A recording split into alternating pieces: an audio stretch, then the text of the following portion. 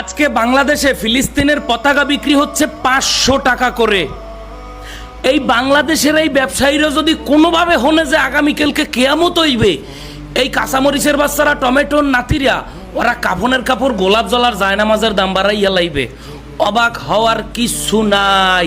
এইটাই বাংলাদেশ, আর এইটাই বাংলাদেশের ব্যবসায়ী। এখানে অবাক হওয়ার কিছু নাই। যেখানে বন্যা হইলে চিরামুড়ির দাম বাড়িয়ে যায়, যেখানে করোনার মতো মহামারী আসলে মাস্ক আর অক্সিজেন সিলিন্ডারের দাম বাড়িয়ে যায়, অ্যাম্বুলেন্সের ভাড়া বাড়িয়ে যায়, সেই দেশে ফিলিস্তিনের পতাকা 150 টাকার পতাকা 500 টাকা বিক্রি হওয়া অবাক হওয়ার মতো কোনো ঘটনা না।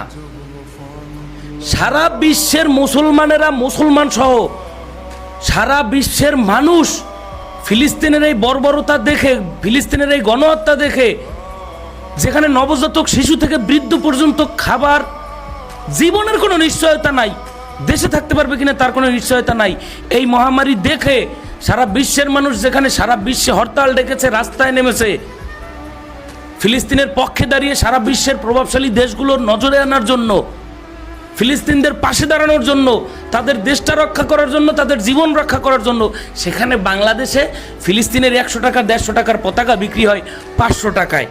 এখন ব্যবসায়ীরা মনে করছে আজকে হরতাল ডাকছে সারা দেশে, তা বাংলাদেশের তো আবার ইসলামের প্রতি একটু আবেগ কাজ করে। এখন যদি পতাকা 1000 টাকা বিক্রি করি, ওয়া কিনে হইলেও শোডাউনে যাইবে।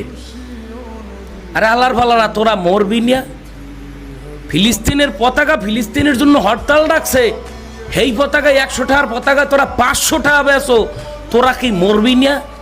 না মরার কালে তোকে টাকা লইয়া কয়বরে দেবে, তোকে কয়বরে টাকা দেবে? যদিও আমি একটু অবাক হই না, ওই যে আগেই বললাম, যেখানে সারা বিশ্বে সকল ধর্ম, বর্ণ, জাতি, গোত্র কোনো কিছু নামাই না, সারা বিশ্বের সবাই একসাথে ফিলিস্তিনদের পাশে দাঁড়াইছে তাদের জীবন রক্ষার জন্য, সেখানে বাংলাদেশেও ওই একইভাবে পালিত হইতেছে। কিন্তু ব্যবসায়ীরা তারা চিন্তা করছে ব্যবসার এই সময়, দাদে প্রত্যেকটা পতাকায় যদি 300-350 টাকা ব্যবসা না হইতে আমি বাংলাদেশের ব্যবসায়ী গেলাম কেমনি?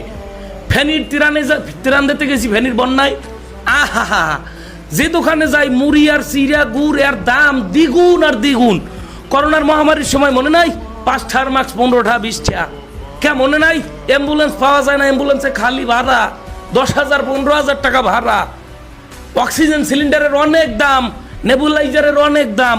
তো বাংলাদেশে যত বড় মহামারী আসুক ব্যবসায়ীদের ব্যবসা চলবে। মহামারী বাদ, যদি কালকে কোনোভাবে হুজুররা ঘোষণা দেয় যে